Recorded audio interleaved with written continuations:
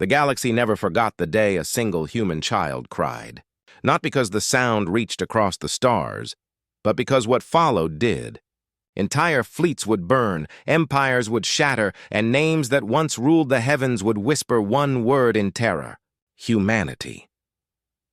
The world of Varelia Prime shone like a jewel in the Persean Veil, a hub of trade, politics, and power for the Varelian Dominion, one of the oldest and most arrogant races in the Orion Arm. For centuries, they had enslaved lesser species, controlled markets, and kept their boot pressed against the necks of hundreds of civilizations. To them, humanity was a new arrival, brash, small, and insignificant. Humans had only been part of the Galactic Compact for 72 years. They were tolerated for their industry, mocked for their simplicity, and ignored for their ideals of justice, mercy, and individual rights. To the Dominion, those words were the language of weak species, those who had not yet learned that survival came from domination, not kindness. At the edge of the Varelian capital, among towering obsidian skyscrapers and crystalline spires, there stood a small trade district. There, human merchants ran a modest cafe, a curiosity to most Varelians. The locals came for the taste of Terran chocolate, for the smell of roasted coffee, for the strange warmth of human smiles, and among them played a little girl. Her name was Ellie Marin, 6 years old, curious, fearless. The daughter of a Terran diplomat and a teacher, she had grown up surrounded by beings that towered over her, each with eyes like polished glass and claws that could slice metal. Yet she laughed among them. She offered them cookies. The Varelians thought her amusing, a pet of sorts, until one day, one of their soldiers didn't find her so amusing. It started as a misunderstanding, a spilled drink, a child's giggle. Then a hand, scaled and sharp, lashed out. When the strike came, it wasn't meant to kill. But to Varelians, strength was dominance. To humans, it was cruelty. The child hit the ground. Blood spilled onto the obsidian street, bright red against black stone. And for a moment, everything went still. Then someone screamed. Not Ellie, her mother. Her voice echoed through the plaza, high and piercing, breaking the silence of centuries of arrogance. "She's just a child!" But the guard only turned indifferent. "Control your spawn, Terran." By the time the human security detail arrived, Ellie was unconscious. By the time the local Varelian authorities arrived, the human guards were already recording, transmitting the footage to Earth. And by the time the Galactic Compact Council received the report, the image of a bloodied human child had already been seen by 7 billion humans across the colonies. The caption that trended across every Terran data feed read simply, "She was 6."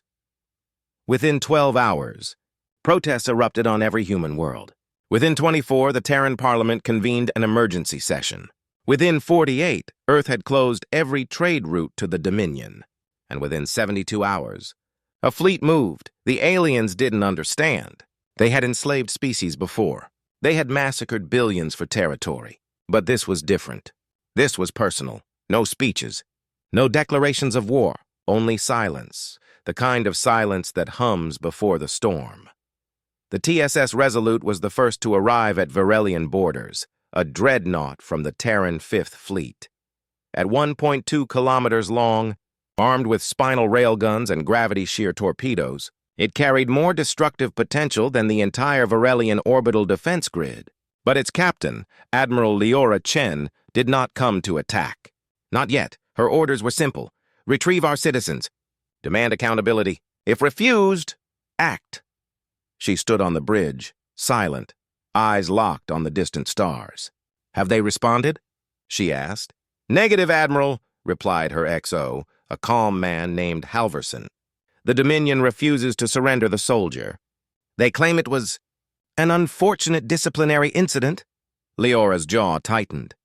A child was assaulted. That's not discipline. The Dominion refuses to acknowledge human jurisdiction. Her eyes darkened. Then they'll learn what that means. Back on Varelia Prime, panic began to ripple. The humans weren't posturing. They weren't threatening sanctions.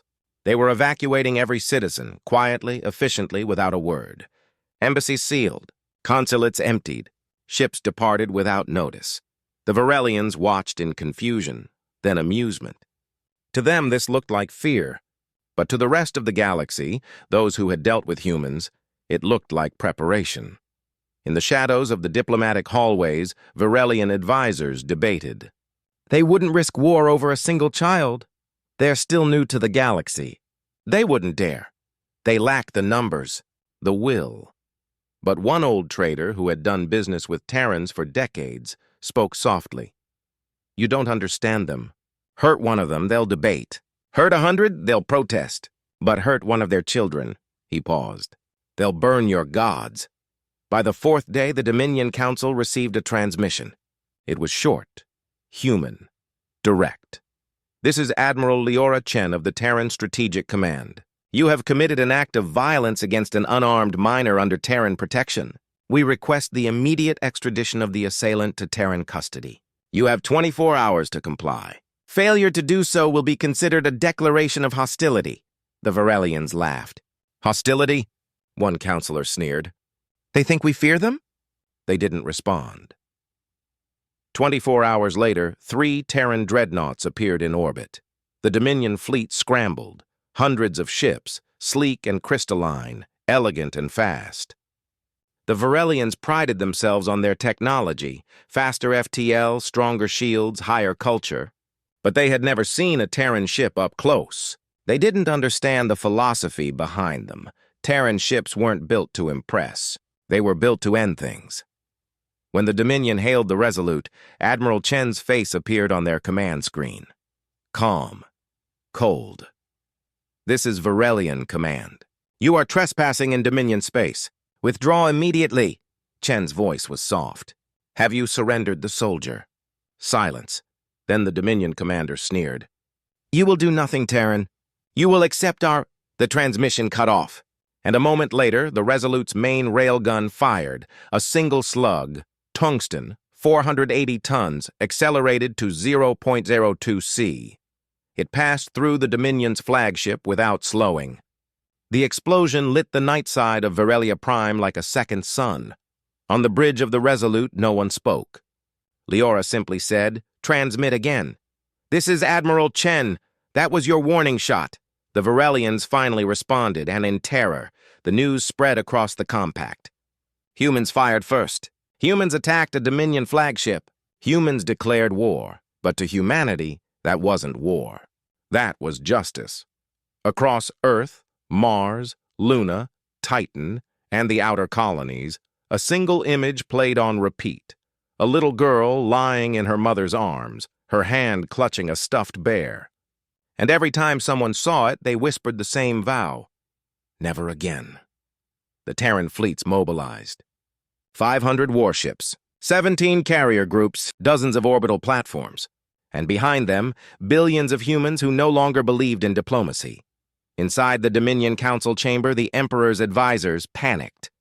They can't possibly challenge us. They're primitive. Then why have they just disabled our outer defense grid in 6 minutes? Impossible. Look at the data, shouted one technician. They're using magnetic lance weaponry. Their power output, it's absurd. The Emperor slammed his clawed fist. Then we will annihilate them. All of them! But deep within the chamber, a younger noble whispered, Perhaps we should apologize. The Emperor turned slowly. Apologize to humans? They are animals! The noble bowed his head.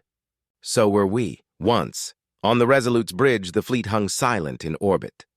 Chen knew what she had done, what they all had done. The first human-initiated attack in galactic history. But the thought of that small girl lying on cold stone silenced any doubt.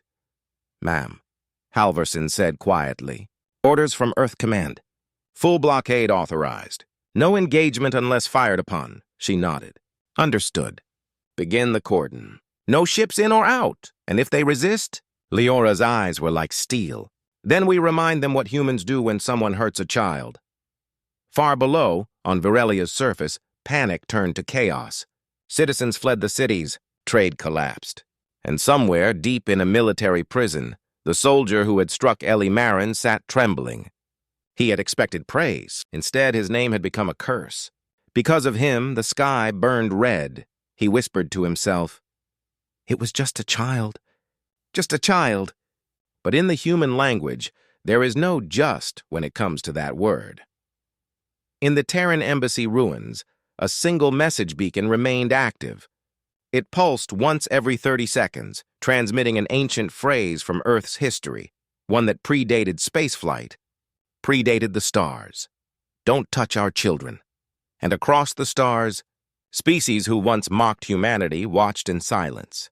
Because for the first time they understood, humans didn't fight for conquest or glory or dominance. They fought for each other, and when one of their young was harmed, there was no force in the galaxy that could stop what came next. The Dominion believed they were fighting a species of flesh and bone. They hadn't realized they were fighting something much worse, a species with memory. The Varelian War entered its second week. To outsiders, it seemed impossible. The Dominion's fleets outnumbered humanity 100 to 1. Their ships were older, faster, and shielded by centuries of experience. But experience could not compensate for resolve.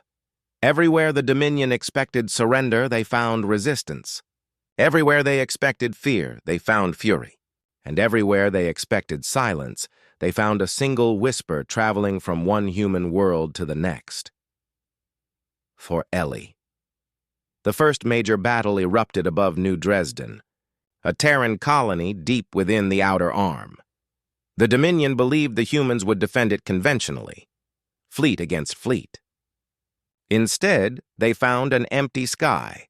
Their fleet admiral, Vorkon Thruul, stood on the bridge of his command carrier watching sensor sweeps. "Where are their ships?" he demanded. "Our scans show nothing." The tactical officer's crystalline fingers trembled. "Sir, we're detecting faint gravimetric distortions. Multiple. Hundreds of them, sir." "Cloaking? The humans don't have cloaking technology." The officer hesitated. "It's not cloaking, sir. It's gravity manipulation." Before he could elaborate, a voice came through the comms. Calm, human, with a trace of defiance. "Dominion vessels. You are trespassing in Terran space. This is Captain Imani Rourke of the destroyer TSS Vengeance. You've come looking for a fight. You found one. And then the stars themselves moved. From the darkness behind New Dresden's moon, dozens of human warships emerged, folded, not jumped. The Dominion had never seen it done before. Where their ships relied on hyperlanes and subspace gates, the humans had found a way to bend gravity itself, slingshotting ships between folded points of space-time, unpredictable, untraceable. The Dominion fleet scrambled to respond, but before they could, the Vengeance opened fire. Human railguns were primitive by galactic standards. No plasma, no exotic particles. Just dense metal projectiles accelerated to relativistic speed. But that simplicity made them unstoppable. The Dominion's energy shields, designed to deflect plasma, were useless. The first volley shredded their forward line. The second obliterated the carrier's escort cruisers. The third punched straight through Admiral Vorkon's bridge. In 3 minutes, the Dominion lost 47 ships. But what truly shocked them wasn't the destruction. It was the humans' silence. No victory cries, no taunts. Just the cold, methodical voice of Captain Rourke. "Target locked! Fire! Move! Fire again!" They fought like machines, emotionless, efficient, terrifying. News of the battle reached the Dominion capital within hours. Their admirals called it a fluke. Their politicians called it luck. Their emperor called it impossible. But to the millions watching on human data feeds across the colonies, it was proof. Humanity could win. On Mars, Admiral Leora Chen watched the footage in silence. The room around her buzzed with analysts and tacticians, but she barely heard them. Her eyes stayed fixed on the live feed from the Vengeance. Rourke's crew looked exhausted, their ship scarred and burning. But they were smiling. "Patch her through," Chen ordered. A moment later, the battered captain appeared on screen. "Admiral," she said, voice rough but steady. "New Dresden is secure. Dominion forces retreated." Chen nodded slowly. "Losses? 30% of the outer defense drones. 2 destroyers crippled. No civilian casualties." That last sentence, "no civilian casualties," hung in the air like a prayer. "Good work, Captain," Chen said softly. You just gave us our first miracle. Rourke managed a weak grin. Not a miracle, ma'am. Just human stubbornness. Across the Dominion, panic began to spread, not just among their military, but their civilians. For the first time in living memory, an enemy had struck them and survived. For the first time, they saw their warships burn. And for the first time, they wondered if the humans were something more than animals. In the Varelian academies, students whispered stories of human soldiers who fought with fire in their eyes, who refused to surrender even when outnumbered. Rumors spread that humans had no fear of death, that their ships were piloted by vengeful spirits, that their weapons were forged from stars. The Dominion government dismissed it as superstition. But the admirals didn't. 3 days later, at the edge of the Crescent Nebula, the Dominion tried to trap the humans. They deployed over 200 ships, creating a kill box around a small Terran convoy carrying refugees. The humans knew they couldn't win through strength, so they used something else. Admiral Chen had anticipated the move. "Launch Project Echo," she ordered. Her officers hesitated. "Ma'am, the prototypes aren't tested. Neither is extinction." "Launch it!" Moments later, the convoy's escorts, a handful of corvettes and freighters, deployed hundreds of small metallic spheres into space. The Dominion scanners went wild. Thousands of ghost signatures appeared. Warships that weren't there. The Dominion's targeting systems overloaded. Their ships began firing at phantoms, heat ghosts. Radar echoes projected via gravitic lensing.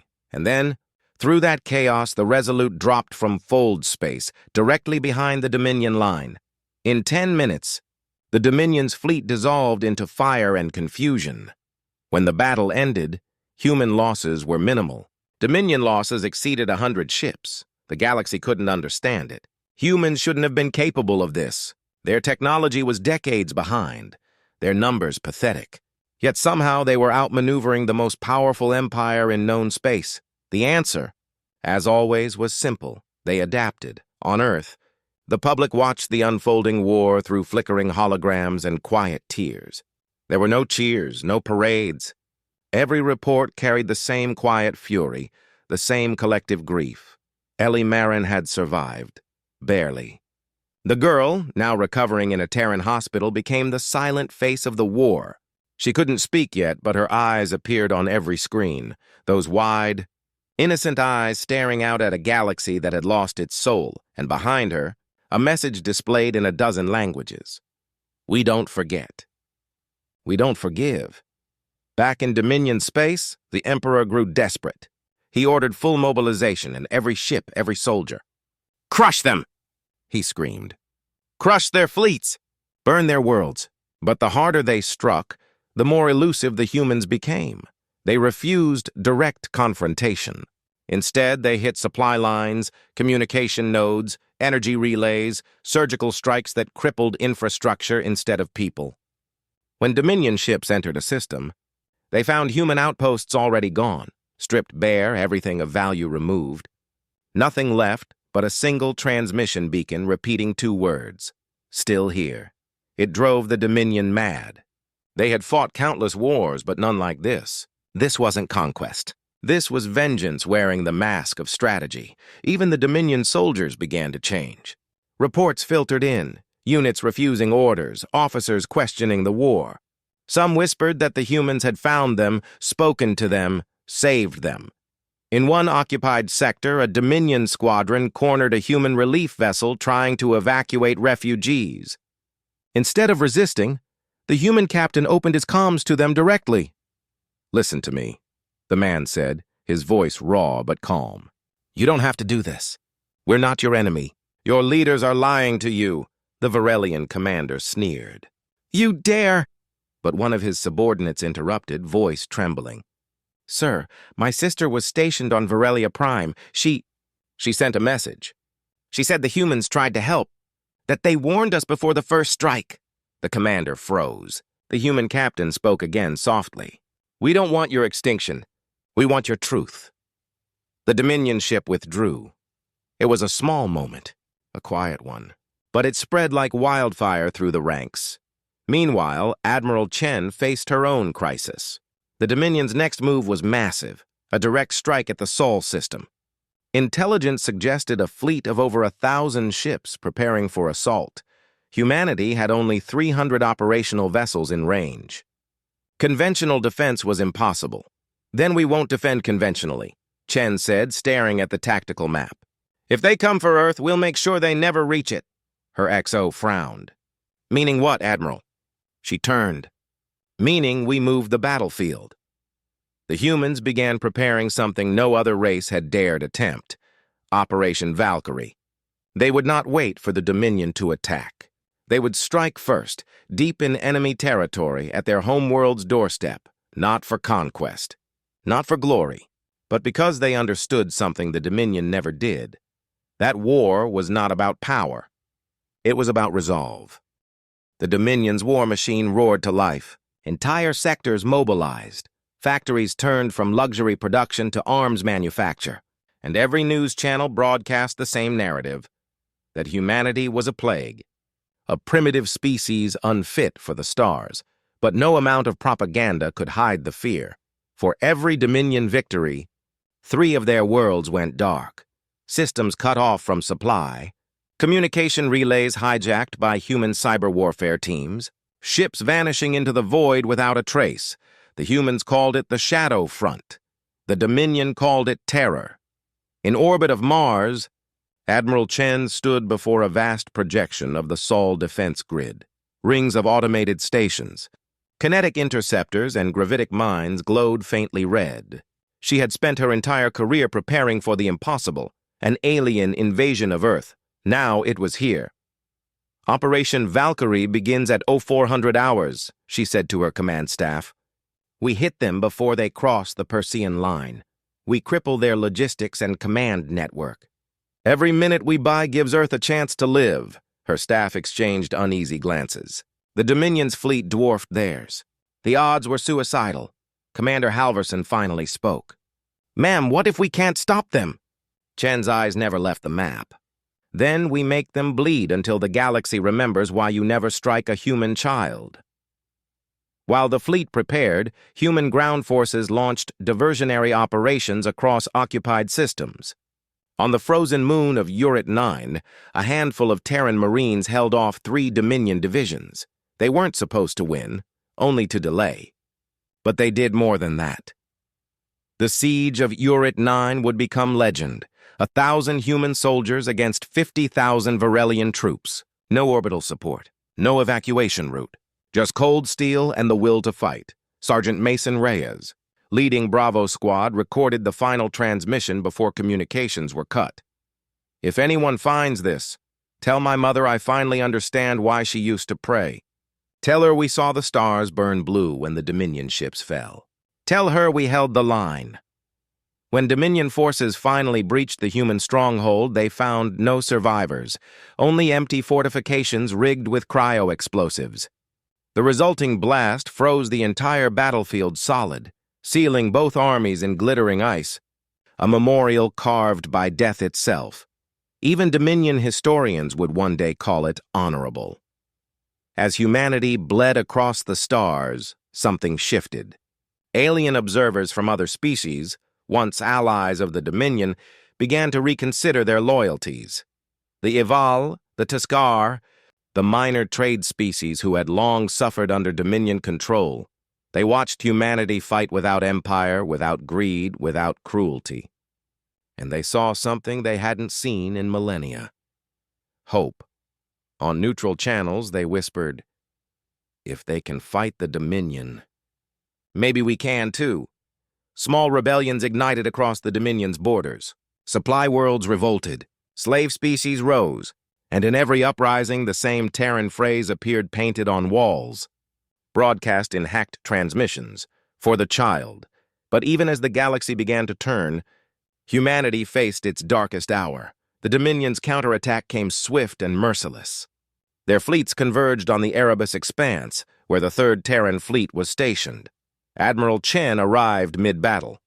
The human formation was collapsing. Ships burning, hulls cracking, comms full of screams. Admiral, they've cut through the line, shouted Halverson. We're losing the Dauntless. Divert power to the forward array, Chen ordered. Form the spearhead, but ma'am, do it! The Resolute surged forward, railguns blazing, leading a wedge of battered ships through the Dominion formation. It was madness, a suicide run. But it worked. The Dominion ships couldn't react fast enough to the sheer audacity of it. The human formation punched straight through their center, splitting their command fleet in half. When the smoke cleared, both sides had taken catastrophic losses. But the humans were still standing. Admiral Chen stared at the wreckage on the view screen. "Get me a status report." "Fleet's down to 42% combat strength," Halverson said. "But the Dominion flagship is gone." "They're retreating," Chen exhaled slowly. "Retreating," she repeated. "We made them retreat." And for the first time in recorded history, the Varelian Dominion did exactly that. That night, as human crews repaired their shattered vessels, Chen stood alone on the observation deck. Below her, Mars shone like a red ember through the haze. A message came through from Earth, encrypted, Priority 1. She opened it. It was from the Terran president. "Admiral Chen, the galaxy is watching. You've shown them what we are. Hold the line. Humanity stands with you." She smiled faintly, then looked out at the stars. "Hold the line," she whispered. "Always."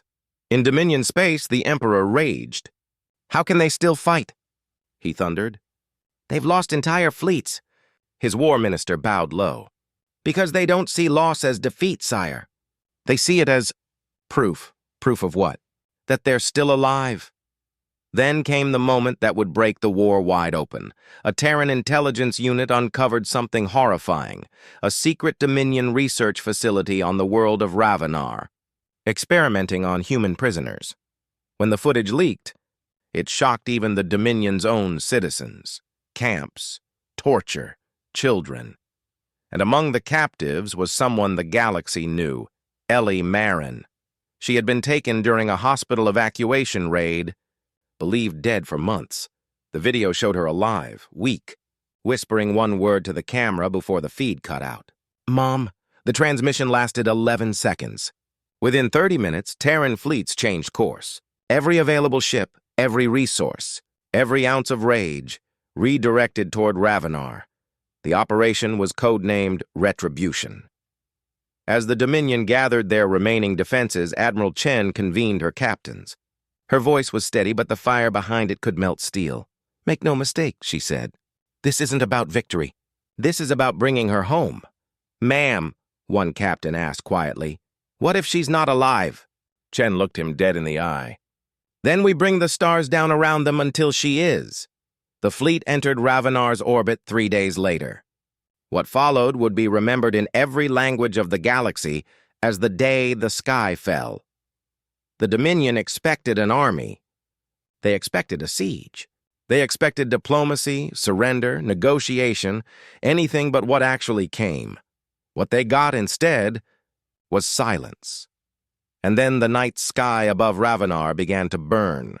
Human ships fell from fold space like shards of vengeance, black silhouettes cutting through the stars. Hundreds of Dominion orbital platforms opened fire, particle lances, plasma cannons, fusion mines. The heavens erupted in blinding light. The Resolute led the charge, its railguns carving through defenses with terrifying precision. Admiral Leora Chen stood on the bridge, her expression carved from stone. "Target their ground command centers," she ordered. "We're not here for territory. We're here for her." Across the fleet, the same message echoed, "For the child." Down below, in the shadow of Ravenar's crimson cliffs, Dominion soldiers scrambled. Sirens blared. Officers screamed orders that no one could follow. The humans were everywhere, striking from orbit, dropping pods through the atmosphere, even hacking into the planet's communication grid to broadcast a message on every frequency. "Return the child." Or "burn with your world," the words repeated endlessly in every Varelian dialect. It wasn't a threat. It was a countdown. Then, through the chaos, the human ground forces landed. They came in small numbers, squads, not battalions. But each squad fought like a storm. Armored exosuits glinted in the red light.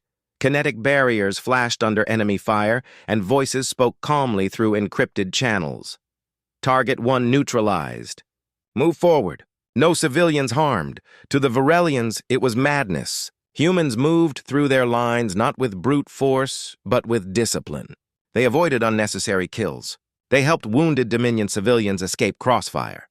They carried the war like a burden, not vengeance, but justice. And that, more than any weapon, terrified their enemies. Within hours, the Dominion High Command lost contact with half their planetary defenses. Their ships began falling back. And then the Resolute itself descended into atmosphere, something no sane admiral had ever attempted. "Admiral, re-entry will tear us apart," Halvorsen warned. "Then let's hope our engineers were as stubborn as our soldiers," Chen replied. The massive dreadnought screamed through the upper atmosphere, its hull glowing orange, railguns still firing. Dominion anti-orbital batteries tried to track it but failed. The sheer heat and magnetic interference blinded their systems. The Resolute punched through the clouds like a comet and leveled its main guns on the horizon target. "Locked," said the gunnery officer. "Fire!" The blast shattered the mountains.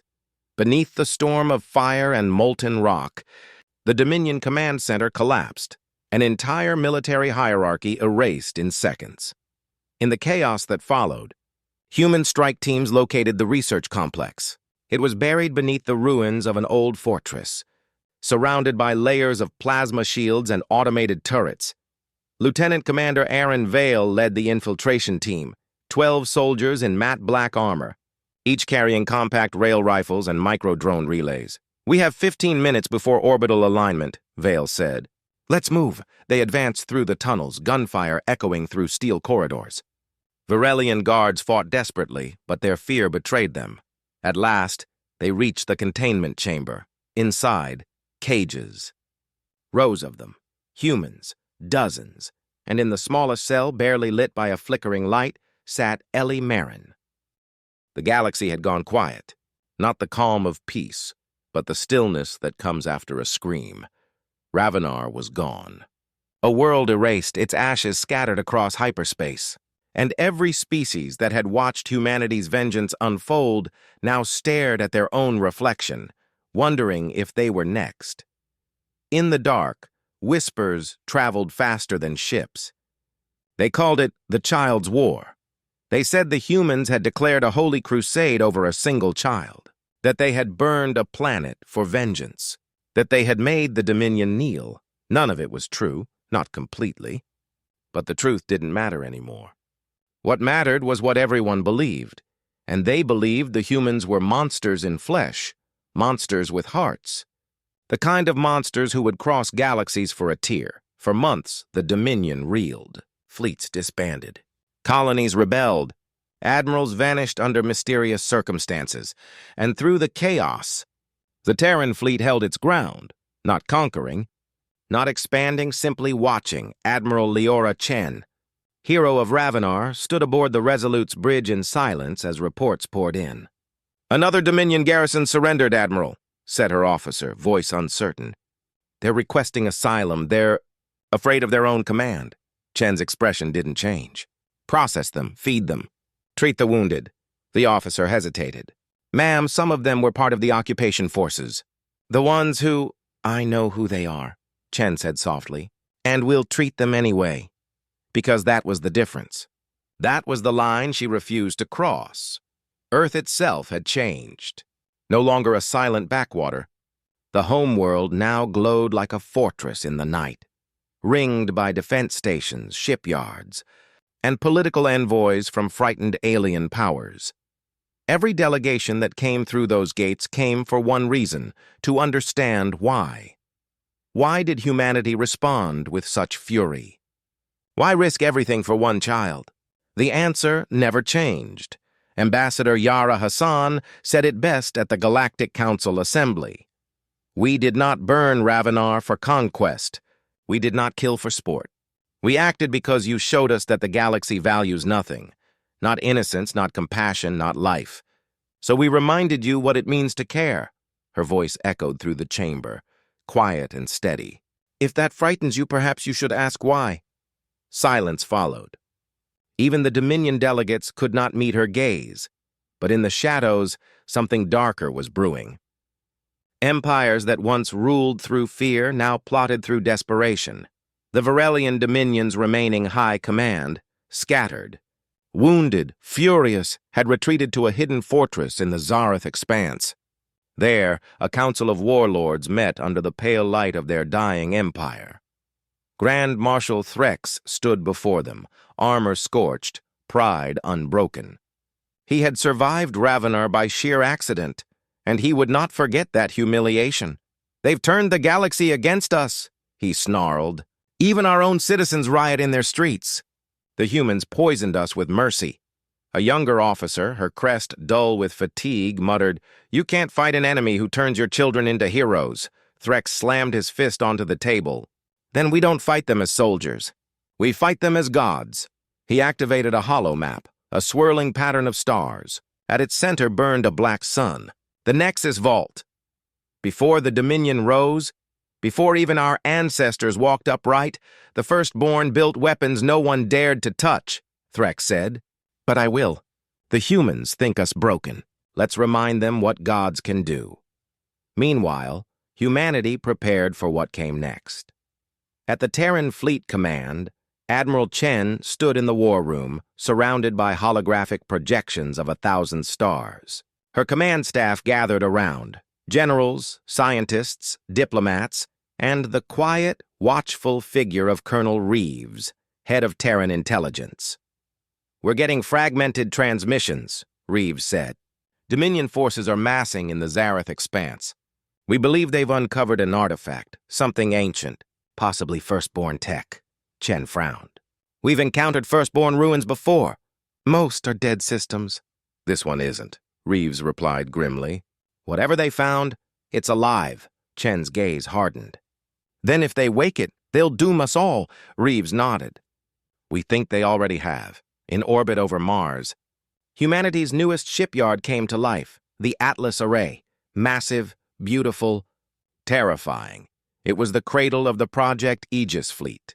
Next-generation warships designed not to conquer, but to survive. When the news came of the Dominion's awakening weapon, the Council didn't debate. They acted. The order was simple: deploy the fleet, contain the expanse, prevent escalation by any means necessary. And so the Terran Armada assembled, 1,000 ships strong, led once again by the Resolute. To the galaxy, it looked like madness. To humanity, it was mercy. Back in the Zareth expanse, Grand Marshal Threx stood before the heart of the Nexus Vault, a sphere of black metal the size of a city, pulsing faintly with light. "It's sleeping," whispered one of his scientists. "But not dead," Threx smiled. "Then we'll wake it." He placed his hand on the console, activating the ancient runes. Energy surged through the chamber, a pulse that shook reality itself. Outside, the stars seemed to flicker, and somewhere far away, in the depths of hyperspace, Terran sensors screamed. "Admiral, gravitational anomaly detected!" cried Halverson aboard the Resolute.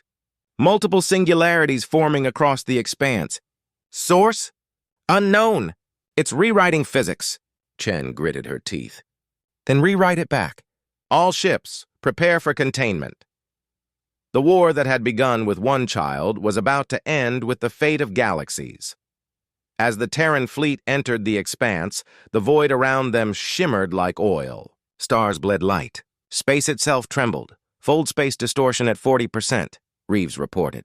"The vault is generating a recursive field. Admiral, if it collapses, it'll drag half the sector with it." "Then we stop it," Chen said. Halverson swallowed hard. "And if we can't?" Chen's eyes softened just for a moment. "Then we make sure humanity's light burns bright enough that someone remembers why we fought." Within the expanse, the Dominion's fleet waited, a broken armada surrounding the vault like vultures around a corpse. Threx's flagship, Varel's Wrath, towered at their center. He watched the approaching Terrans with cold satisfaction. "So they came after all," he murmured. "Perfect." He turned to his crew. "Activate the Nexus. Let them witness the birth of a god." The sphere cracked open like an egg of light, and the stars went dark. For days, the stars refused to speak. The Zareth expanse, once a scar of flickering void and shattered debris, lay still. The fires that had consumed fleets and worlds drifted into cold starlight, and the echoes of war faded into whispers that only memory could hear. The Terran fleet hung at the edge of the devastation, motionless. The Resolute, humanity's battered flagship, floated like a wounded guardian among the ruins. Inside, the bridge was dark except for the slow pulse of damage control lights. Admiral Leora Chen stood at the viewport, her reflection ghosting over the endless black. "Status report," she said quietly. Commander Halverson, his uniform still torn and stained with smoke, checked the display. "Structural integrity at 34%. We've lost 12 ships, Admiral. 42 more are in critical condition. But the vault, it's gone. Whatever the Dominion unleashed, it died with them." Chen nodded, her eyes distant. "And the Expanse?" Halvorsen hesitated. "Stable, for now. But Admiral, the readings, space itself looks different. Like it remembers what happened." Chen gave a weary smile. "So do we, Commander. So do we." In the aftermath, humanity didn't celebrate. There were no parades, no anthems echoing across the stars. The cost had been too high. Every ship that returned carried not trophies, but silence. The kind that clings to soldiers who have seen too much. Ellie Marin, the girl whose abduction had set the galaxy aflame, watched the broadcasts from her hospital bed aboard a Terran station. Her body had healed, but her eyes held a weight too old for her years. She asked her mother one day, "Did they all die because of me?" Her mother knelt beside her and took her hand. "No, sweetheart. They live because of you." Ellie frowned softly. "I don't understand." Her mother smiled through tears. "One day you will." The Galactic Council met soon after. For the first time in centuries, every seat was filled. The Varelians came not as conquerors, but as mourners, their proud banners now marked with black. The hall fell silent as humanity's delegation entered, not in armor, but in plain uniforms. Admiral Chen walked at the head of the group, her expression calm, resolute. The Dominion representative, a withered being draped in ceremonial gold, rose slowly from his seat. "We cannot undo what has been done," he said. His voice trembled, but he did not hide his shame. "The Dominion sought to break your spirit. Instead, we broke our own. We are sorry." The words hung in the chamber like fragile glass. Chen stepped forward, her tone even. "We did not come for apologies. We came for understanding." She looked across the vast hall, meeting the eyes of beings from 100 worlds. "Do you understand what we are now?" No one answered, so she continued softly, "We are not gods, not demons, not monsters. We are simply human. We hurt, we fear, we bleed, but when you harm one of us, when you threaten what we love, you awaken something ancient, something we wish didn't have to exist." She let the silence breathe. "That's why this war must be the last." After the assembly, a strange calm settled over the galaxy. Trade resumed. Borders softened. Old rivalries faded, not out of love, but out of caution and a new kind of respect. Where the Dominion had once ruled by fear, they now governed with humility. Where humanity had once hidden in the shadows of stronger empires, they now stood in the open. Guardians, not conquerors. And among the stars, new whispers took hold. Never again. Not while the humans still remember. On a quiet colony world near Vega, a memorial was built. Nothing grand, just a circle of stone pillars surrounding a field of wild grass. At the center stood a simple plaque engraved in both Terran and Varelian script. "For those who fought, for those who fell, for the child who taught the stars what humanity means." Visitors came from every species, leaving small gifts, trinkets, flowers, fragments of metal shaped like stars. Some came to honor fallen kin. Others came simply to understand. And every year, on the same day the war had ended, a Terran shuttle would land quietly nearby. A woman would step out, older now, her hair streaked with gray, and lay a single rose at the plaque's base. Her name was Admiral Leora Chen. She never stayed long. She didn't speak. She didn't need to. The silence spoke for her. Decades passed, but the scars of the war did not fade. They became landmarks instead, reminders written in the language of burned skies and rebuilt worlds. The Zareth Expanse, once a wound of shattered systems, was transformed. Where battleships had died, humanity and the Dominion built gardens of remembrance, orbital rings filled with life, research, and peace. The void that had swallowed so much death now shimmered with light again, and in that light, something remarkable began to happen. The younger races, those who had once feared the humans, started to imitate them. They studied Terran philosophy, their ethics, their history. They began to teach words that had no translation before humanity came. Mercy, forgiveness, resolve, even the Dominion, whose empire had stood on pride and cruelty, reshaped itself under the shadow of what it had done. No longer the Dominion, they renamed themselves the Ethan Concord. And at their founding ceremony, they invited one guest of honor, Ellie Merrin. She stood on that stage, a grown woman now, her once childlike face hardened by memory, but softened by grace. In her speech, she said only, "I was just one child, but you taught me that no life is small enough to ignore." Those words became carved into the Concord's founding charter. Meanwhile, on Earth, humanity had changed too. For the first time in recorded galactic history, they were not expanding out of fear or ambition, but out of purpose. The United Terran Directorate disbanded its central fleet. Instead, it created something new, the Stellar Custodians, an interspecies force dedicated to peacekeeping and rescue missions across the known galaxy. Their ships bore no weapons on their hulls, only a single inscription: "We arrive when others can't." At first, many doubted them. The galaxy had never known such restraint from power, but slowly, trust grew. A century later, a custodian frigate answered a distress call in the ruins of an asteroid colony. They found a dying alien crew trapped beneath collapsed steel. When the survivors saw the Terran emblem on the rescuer's suit, they wept, not in fear but relief. "Humans came," one whispered. "We'll live." Historians would one day call it the turning, the moment when humanity, once the spark of vengeance, became the quiet balance of the stars. But even then, stories persisted. Stories of that first war, the war that began because one small human child was harmed.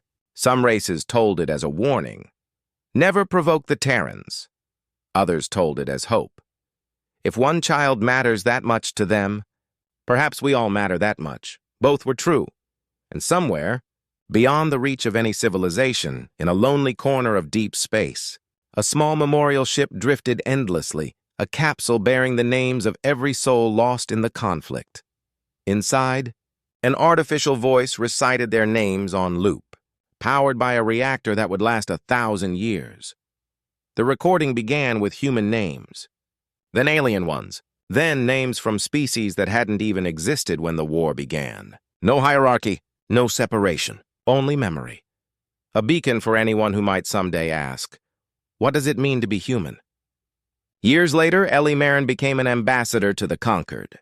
When she arrived at their central world, the once imposing spires of gold had been replaced by living towers of crystal and vines, a civilization reborn from guilt into beauty.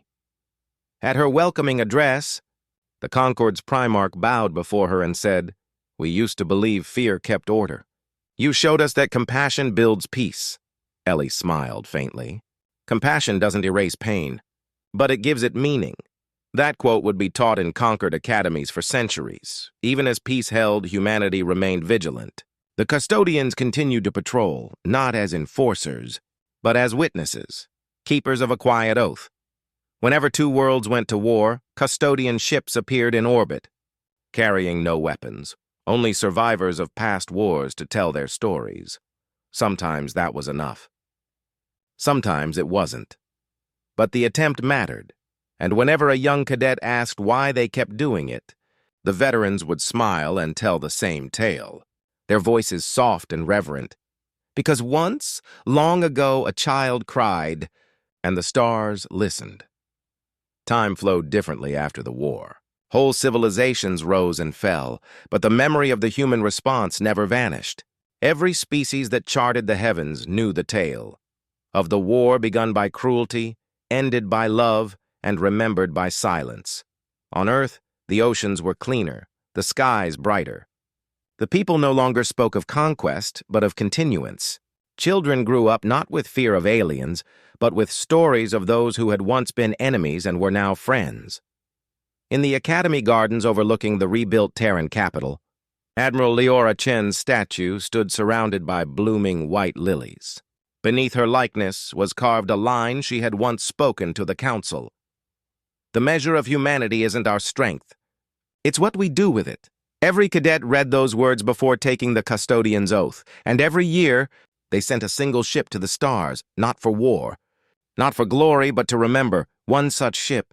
The Aurora's Promise drifted at the edge of known space. Its captain, a quiet man named Elias Ward, often found himself staring out into the endless black, wondering if peace was ever truly permanent.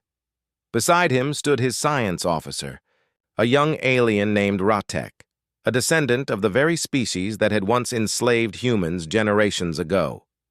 Ratek's 4 hands moved delicately over the console, adjusting sensors.